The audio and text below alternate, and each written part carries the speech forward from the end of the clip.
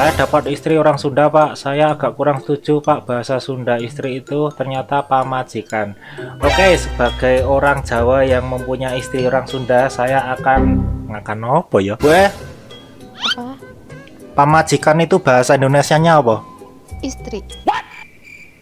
Ngono tok? Iya. Wes ya, wis terjawab ya. Istri adalah majikanmu, Pak.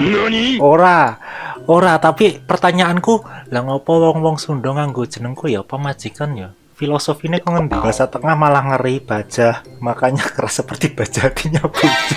Ora baja. Kalau suami apakah jejonges, Pak?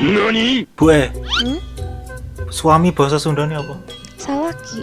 Salaki, Jo. Bikangnya apa, Bu? Betina. Pun bojo, Pak.